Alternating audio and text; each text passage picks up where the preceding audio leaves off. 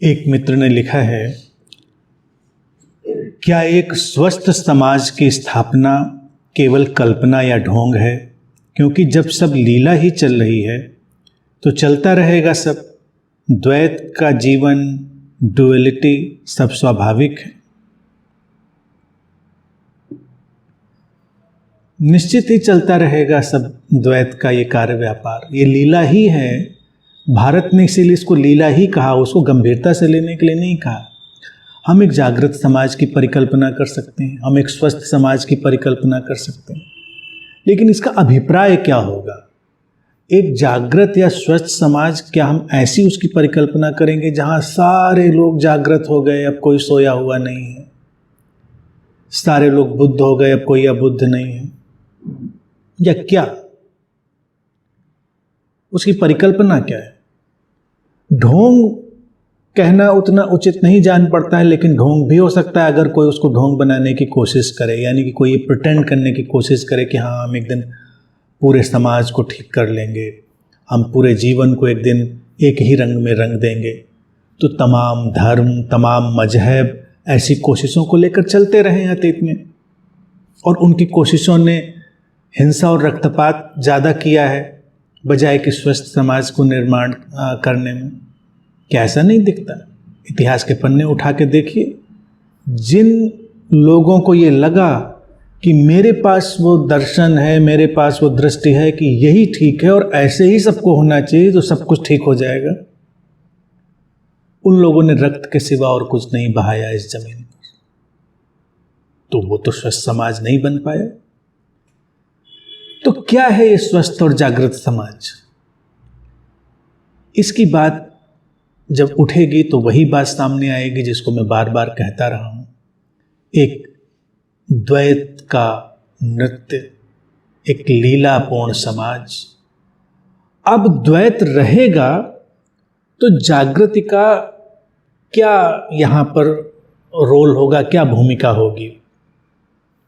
देखिए, द्वैत के तल बदलते रह सकते हैं, द्वैत तो रहेगा, ये भूलकर भी न सोचिए कि द्वैत नहीं रहेगा, क्योंकि संसार की अभिव्यक्ति ही द्वैत में है। तो इसमें कंफ्यूजन होने की कोई बात ही नहीं होनी चाहिए, भ्रमित होने की।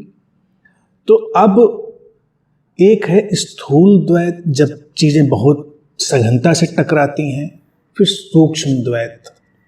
तो हम स्थूल से सूक्ष्म की तरफ जा सकते हैं, ये हो सकता है। लेकिन क्या स्थूल नहीं रहेगा? स्थूल भी रहेगा, स्थूल द्वैत भी रहेगा, लेकिन मनुष्यता स्थूल द्वैत से सूक्ष्म द्वैत की तरफ जा सकते हैं। जैसे मान लो अभी हम बिल्कुल सुंदरता और कुरूपता में टकरा जाएं, हम घृणा और प्रेम में टकरा जाएं, बिल्कुल आमने सामने जो दिखती हैं हमारे सामने द्वैत की चीज़ें, लेकिन फिर वो सूक्ष्म हो जाएंगी। प्रेम और अप्रेम की स्थितियां सूक्ष्म हो सकती हैं, समझ और नासमझी की स्थितियां सूक्ष्म हो सकती हैं, विचारों की विपरीत धाराओं के द्वैत हो सकते हैं।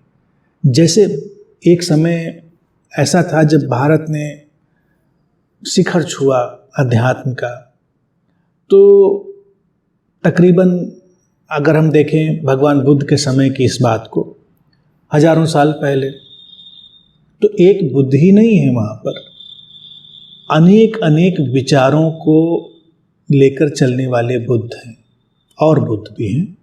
उनके विचार बिल्कुल विपरीत हो सकते हैं, उनका जो मत है बिल्कुल अलग हो सकता है, उनकी धारा अलग हो सकती है, लेकिन उनकी जागृति है, वो उस ढंग से जीवन को देखने की कोशिश कर रहे हैं। तो कितने लोग हुए, भारत में ही अनेकों सद्गुरु थे। अब अगर उसी समय को देखें, अस्तित्व में वो समय बड़ी ऊंचाई का था। चीन की तरफ लाओ त्से का आविर्भाव था, पर्शिया की तरफ जरथुस्ट्र का था, ग्रीस में सुकरात का था, और भी अनेक अनेक जगहों पर हम ढूंढते जाएंगे तो कमोबेश थोड़ा आगे पीछे बहुत सारे लोग मिल जाएंगे। तो क्यों ऐसा हुआ कि इतने शिखर के लोग एक साथ धरती के अनेक अनेक कोनों पे थे? क्योंकि अभी लीला वही थी, लीला ये द्वैत की ही थी, लेकिन अलग अलग रंग में, अलग अलग ढंग से खिले हुए फूल। प्रकृति में ही हम जाएं तो एक तो मोटा द्वैत है, फूल और कांटा। ये तो हमारी समझ में आ गया कि फूल है तो एक कांटा है, ये द्वैत है। लेकिन क्या द्वैत या डुअलिटी फूल और कांटे की है? द्वैत तो छोटे फूल और बड़े फूल का भी है, द्वैत तो फूल के रंगों का भी है। इस रंग का फूल और उस रंग का फूल दोनों के बीच एक जो विपरीतता है उसके संतुलन का सौंदर्य भी है। तो वो सब लीला होगी, ये विस्तार सूक्ष्म में जाएंगे। लेकिन ये परिकल्पना करना कि किसी दिन बस कमल खिल जाएंगे, किसी दिन बस गुलाब खिल जाएंगे, ऐसा नहीं होगा। वो अलग अलग रहेंगे, खिलावट होगी, खिलावट के द्वैत हो सकते हैं।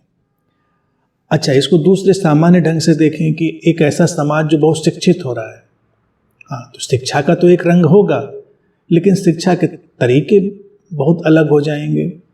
कोई बिल्कुल व्यावसायिक शिक्षा की तरफ जा रहा है, तो कोई शोध परक विज्ञान परक शिक्षा की तरफ जा रहा है, तो कोई शिक्षा देने वाली शिक्षा की तरफ जा रहा है। तो एजुकेशन की भी इतनी धाराएं टूट जाएंगी, इतने उसके तरीके आ जाएंगे, और सब अपना काम करें क्योंकि उसकी भी ज़रूरत है, इसकी भी ज़रूरत है। लेकिन यूं तो देखा जाए है तो द्वैत की ही लीला। फिर चिकित्सा में ही आ जाए, अगर चिकित्सा की ही बात करी जाए तो वहाँ पर भी जब समाज उन्नत हो रहा होगा तो चिकित्सा की अनेक पद्धतियाँ होंगी जो यूं देखने में एक दूसरे से विपरीत दिखाई देंगी, लेकिन वो मूल रूप से एक ही स्रोत की तरफ जाने का काम कर रही होंगी। अब मान लो, कल्पना करो, आयुर्वेद है, एलोपैथी, आज के समय में हम जितनी चिकित्सा देखते हैं वो भी तो कभी कभी बड़ी विपरीत सी जान पड़ती हैं कि कोई कह रहा है इस ढंग से स्वस्थ होंगे तो कोई कह रहा है इस ढंग से स्वस्थ होंगे। तो स्वास्थ्य के तल पर भी जो विकसित समाज है वो सारी पद्धतियों को स्वीकार करेगा, कोई संघर्ष नहीं होगा, क्योंकि वो ये जान चुका होगा कि कोई भी पद्धति अपने आप में परिपूर्ण नहीं है स्वास्थ्य के लिए। तो जहाँ ये काम आएगी वहाँ हो सकता है दूसरी चीज़ काम में ना आए। लेकिन अगर उनके अप्रोच, उनकी डील करने के तरीके, उन सबको हम देखेंगे तो बड़े विपरीत दिखाई देंगे। तो ये सूक्ष्म द्वैत हो गया। तो ये सब स्वस्थ समाज और जागृत समाज में होगा, लेकिन पूरी तरह वो सब नहीं मिटेगा, वो सब लीला चलेगी। बाकी जितनी भी हमको स्थूल द्वैत की स्थितियाँ हैं वो भी किसी न किसी पॉकेट में ज़रूर मिलेंगी, और फिर ये वर्तुल घूमता ही रहेगा। इसीलिए इसको वर्तुल भी कहा है कि ये शिखर जो आज सूक्ष्म द्वैत में है घूमकर फिर स्थूल द्वैत में आएगा ही। भारत को ही देख लें, पूरे विश्व को देख लें, जिसकी हम बात कर रहे हैं कि वो स्वर्णिम शिखर स्पर्श किए मनुष्यता ने, लेकिन बाद में फिर वही दरिद्रता, वही हिंसा, वही वैमनस्य, वो सब फिर छा गया समाज के ऊपर। तो ये चक्र है, ये घूमेगा और यही लीला है। तो इसलिए जीवन को बहुत गंभीरता से नहीं लेना है, एक तो ये अंतर्दृष्टि रखनी है, और व्यक्ति को स्वयं चुनाव करना है, उसको इस द्वैत में किस चीज़ के चुनाव में आगे बढ़ना है, और फिर अस्तित्व उस ढंग से सहयोग देगा जिसके भीतर जैसे चुनाव की उठेगी भावना, अस्तित्व उसको उस हिसाब से आगे मार्गदर्शन भी देगा। अलग अलग लोगों के भीतर अलग अलग प्रेरणाएं उठेंगी। तो मूल जो बात है वो ये है कि साधक को स्वयं चुनाव उठने देना है। चुनाव भी अस्तित्व करेगा, ये बात अलग है, लेकिन अगर चुनाव उठ रहा है तो उसे उसके साथ चले जाना है। बाकी एक रंग में ये विश्व कभी भी नहीं होगा, ये जगत कभी भी नहीं होगा। यहाँ सारे रंग होंगे, विपरीत रंग होंगे, और उन विपरीत रंगों, विपरीत तत्वों, विपरीत धाराओं पर ही ये संतुलन के साथ पूरा जीवन और जगत चलेगा। इसको हमेशा देख लेना है और फिर इसके लीलामय स्वरूप के साथ सहज होकर जीना है।